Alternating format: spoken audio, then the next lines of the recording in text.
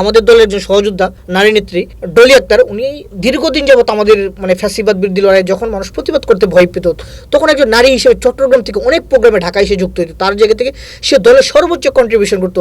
তিনি মাঝখানে খুব সম্ভবত অসুস্থ ছিলেন, তখন ঢাকায় তিনি থাকার মতো এরকম পরিবেশ ছিল, কারণ একটা মেয়ে মানুষ থাকাও তার জন্য সেফ না। সে এবং তার ছেলে আমাদের নুরুল হক নূরের যে বাসায় সেখানে তিনি ছিলেন, এবং নুরুল হক নূর তার ওয়াইফও সেখানে ছিলেন। তো সেহেতু একজন নারীকে জড়িয়ে এই ধরনের প্রপাগান্ডা, আমি তো নুরুল হক নূরের বাসায় অনেকবার থেকেছি, অনেক রাত তার বাসায় থাকছি।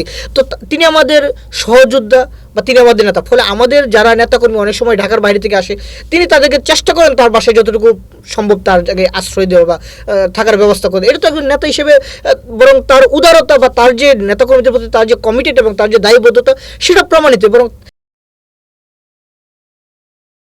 সম্প্রতি নুরুল হক নূর মাননীয় প্রতিমন্ত্রী, ওনার বিরুদ্ধে পিনাকি এবং ইলিয়াস বেশ সরব, ওনারা বেশ কয়েকটি ভিডিও তৈরি করেছেন। তো এটা সারা বাংলাদেশেই তোড়পাড় হয়েছে। এই বিষয় নিয়ে গণ অধিকারের পক্ষ থেকে বা নুরুল হক নূরের পক্ষ থেকে আপনি দলের মুখপাত্র হিসেবে কি বলবেন? দেখেন, সাংবাদিক ছিল একসময় ইলিয়াস, এবং এখন তিনি ইউটিউবে কাজ করেন বা ইউটিউবের ভিডিও বানান।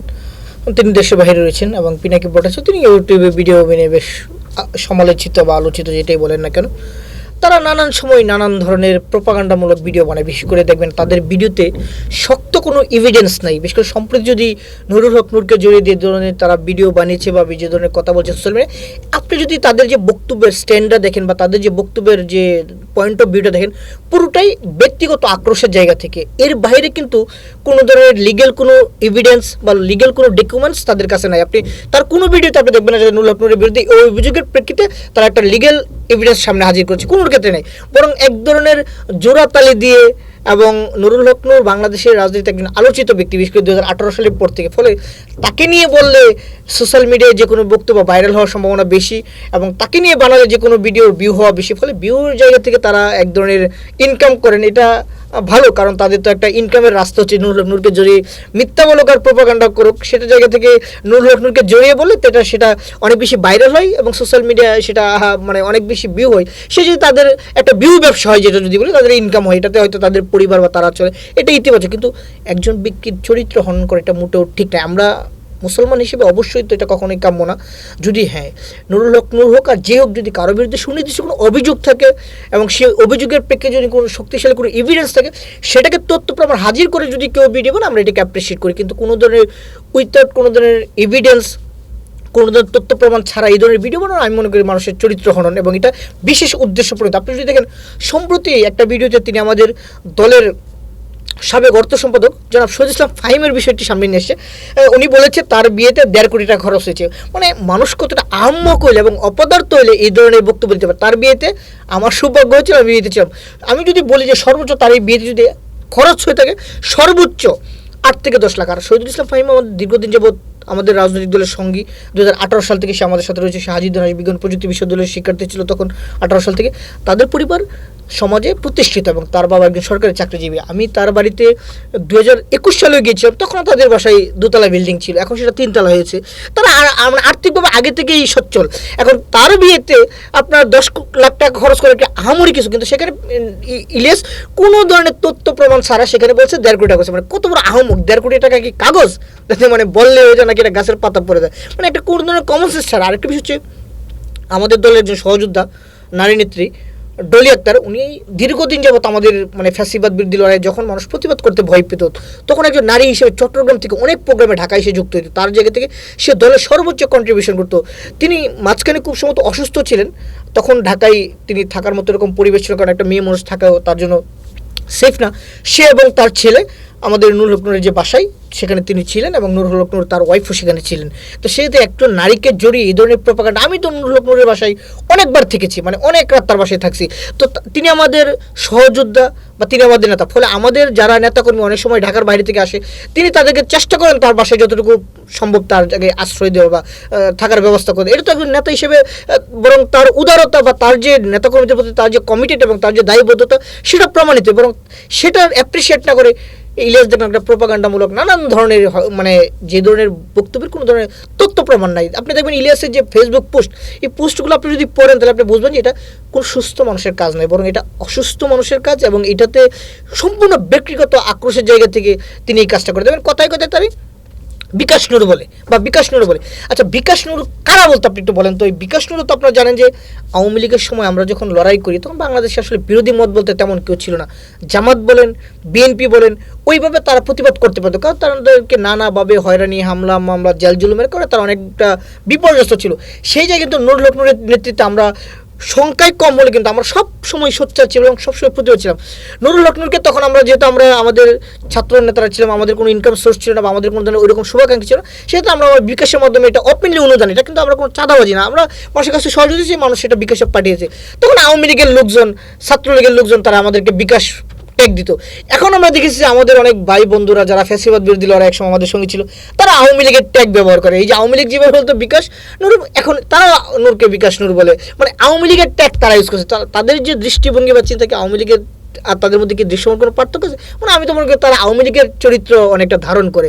তো সেই জায়গা থেকে আমি ইলিয়াস এবং পিনাকিকে বলবো, হ্যাঁ, আপনাদের যদি কোনো শক্তি, কোনো ধরনের লিগ্যাল কোনো ধরনের এভিডেন্স থাকে, ডকুমেন্টস থাকে, তথ্য প্রমাণ থাকে, তাহলে সেগুলো নিয়ে আপনারা ভিডিও বানান। কিন্তু কোনো ধরনের এআইকে ব্যবহার করে, কোনো ধরনের বিভ্রান্তিকর কোনো ধরনের ভিডিও কাটসাট করে, কোনো ধরনের প্রোপাগান্ডা নিয়ে এগুলো আপনারা করবেন না। এগুলো করলে কী হবে, বাংলাদেশের মানুষ আপনাদেরকে ইতিমধ্যে আপনাদের নানান ধরনের কথাবার্তা, ইতিমধ্যে আপনাদের যে আপনার যে ফ্রড সেটা প্রমাণিত হয়েছে। আপনাদেরকে যে ছোট্ট একটা কথা বলি, সেটা হচ্ছে গত আগস্ট মাসের এই আগস্ট মাসের 4 তারিখে পিনাকি একটা পোস্ট দিয়েছিল যে মির্জা ফখরুলকে রাষ্ট্রপতি করতে পারবে না তারেক রহমান, যদি তাকে করতে যায় তাহলে তাকে সেটা ঝামেলায় পড়তে হবে।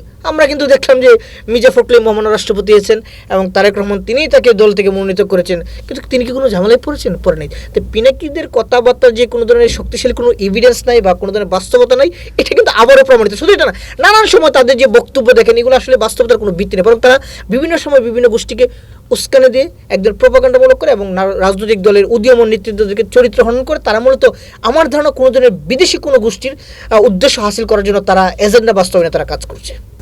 যেহেতু আপনি বলছেন অনেকটা ভিত্তিহীন নিউজ তারা করছে, সেই ক্ষেত্রে কোনো আইনের আশ্রয়ে আপনারা যাবেন কিনা? দেখেন, আমরা আইনের আশ্রয় যাওয়ার বিষয়টি ভাবছি, আবার এটাও ভাবছি যে আপনি দেখেন এখন তো এটা নিয়ে খুব বেশি আলোচনা নেই, কিন্তু আমরা যদি তাদের বিরুদ্ধে কোনো লিগ্যাল স্টেপ নিই তখন আবার অনেকেই বলবে যাতে আমরা মত প্রকাশের স্বাধীনতায় বাধা দিই। এটা তো ধরেন বললে আমরা মত প্রকাশে, যেহেতু আমরা সরকারে আছি, বললে তো এই যে গণঅধিকার বা নুরুল হক নুর এখন সরকারে গিয়ে তারা মানে ভিন্ন মতকে দমন করার জন্য তারা রাষ্ট্রযন্ত্রকে, আইনকে ব্যবহার করছে। এই জায়গাটা আসলে মানে একটা কনফিউশনের জায়গা। তবে আমি বলবো আমরা আসলে মত প্রকাশের পক্ষে, এবং আমরা হচ্ছে প্রত্যেক মানুষের মত প্রকাশের স্বাধীনতা থাকা উচিত, কিন্তু এই মত প্রকাশের স্বাধীনতা এই শব্দটাকে ব্যবহার করে মানে আপনি অপতথ্য, মিথ্যা, গালিগালাজ, বানোয়াট, এগুলো তো আসলে কোনো ধরনের মানে মানে মত প্রকাশের স্বাধীনতা হতে পারে। এবং আমি মনে করি এটা মত প্রকাশের স্বাধীনতাকে আরেক ধরনের অপব্যবহার। তো আমরা বলবো যারা মত প্রকাশের স্বাধীনতা বলে আপনি অন্যের স্বাধীনতা হরণ করছেন, মানে আপনি আপনার স্বাধীনতা প্রকাশ করতে গেলে আপনি অন্যের স্বাধীনতার উপর হস্তক্ষেপ করছেন, এই কাজটা করবেন না। আর মত প্রকাশের অর্থ এই না যে আপনি আপনার ভিন্ন মতকে, আপনার বিরোধী মতকে বা আপনার প্রতিপক্ষকে ঘায়েল করার জন্য অপতথ্য, মিথ্যা, গালিগালাজ এই ধরনের শব্দ আপনি কখনো ব্যবহার করতে পারেন। এটা মত প্রকাশের স্বাধীনতার পক্ষে না, বরং এটা মত প্রকাশের স্বাধীনতার উপর আরেক ধরনের নগ্ন হস্তক্ষেপ বলে আমি মনে করি। আপনি একটা বক্তব্যে জামাত ইসলামকে ভণ্ডামি রাজনীতি জামাত করছে এমনটি বলেছেন, এই বিষয়ে যদি ব্যাখ্যা দিতেন। ধন্যবাদ। চেঞ্জ টিভির দর্শক যারা দেখছেন তাদেরকে শুভেচ্ছা গণঅধিকার পরিষদের পক্ষ থেকে। আপনারা জানেন যে জামাত বাংলাদেশে একটি প্রতিষ্ঠিত রাজনৈতিক দল বলা যায়, যদিও তাদের ইতিহাসে দায়ী রয়েছে, তারা সেটা কখনো স্বীকার করে আবার কখনো স্বীকার করেও না। তো সেই জায়গা থেকে আমি যে বিষয়টিকে মূলত সামনে নিয়ে এই বিষয়টি বলেছি যে জামাত আসলে ভণ্ডামি করে, আমি বলছি তাদের এই ভণ্ডামিটা ছেড়ে দেওয়া উচিত। আপনি হয়তো রাজনীতি করেন, না হয় ভণ্ডামি করেন, দুইটার একটা করেন, কিন্তু একসাথে দুইটা হয় না। একটা রাজনৈতিক দল হিসেবে জামাত যে ধরনের কাজ করে, যেমন আপনি ধরেন যে কারণে বলা ভণ্ডামির বিষয়টা, সেটা হচ্ছে আপনারা দেখেন সম্প্রতি যে আপনার রাষ্ট্রপতি যে নির্বাচন গিয়েছে, সেই নির্বাচনটি মূলত 70 অনুচ্ছেদের অধীনে হয়েছে বা 70 অনুচ্ছেদের আলোকে ভোট দিতে হয়েছে। তো একদিকে জামাত এই 70 অনুচ্ছেদের বিরোধিতা করে, আবার অন্যদিকে জামাত কিন্তু আবার 70 অনুচ্ছেদের অধীনেই কিন্তু আপনার তারা আবার যে রাষ্ট্রপতি নির্বাচনে গিয়েছে, অর্থাৎ তারা রাষ্ট্রপতি নির্বাচনটি করেছে। এখন আপনি যদি এই সংবিধানকে নাই মানেন, তাহলে আপনি সংবিধানের অধীনে কীভাবে নির্বাচন করলেন? আবার এই নির্বাচন করছেন জামাতের এমপিরা বা জামাত, আবার অন্যদিকে জামাতের যে ভোট বাহিনী সোশ্যাল মিডিয়ায় এই নির্বাচনকে নিয়ে নানান ধরনের, কেউ বলছে তামাশার নির্বাচন, কেউ বলছে পিকনিক, ইত্যাদি ইত্যাদি। তো এই যে জামাতের ভিতরে যে এক ধরনের ভণ্ডামি রাজনীতি, এটা কিন্তু পরিষ্কার। আবার আপনি দেখেন যে জামাতের যারা অ্যাক্টিভিস্ট রয়েছে বা জামাতের যে ভোট বাহিনী রয়েছে, তারা সোশ্যাল মিডিয়ায় নানান ধরনের ট্যাগিং বা নানান ধরনের বক্তব্য দিচ্ছে। কিন্তু আমরা দেখলাম কি যে এই নির্বাচনের সময় জামাতের একজন এমপি, উনি কিন্তু ভোট দিয়েছে তাদের যে মনোনীত প্রার্থী কর্নেল অলি আহমেদকে। আবার সেই নির্বাচন শেষে ফলাফলের সময় আপনি দেখেন যে নির্বাচিত প্রার্থী জনাব মির্জা ফখরুল ইসলাম আলমগীর, মহামান্য রাষ্ট্রপতি, ওনার কপালে আবার চুমু খাচ্ছেন।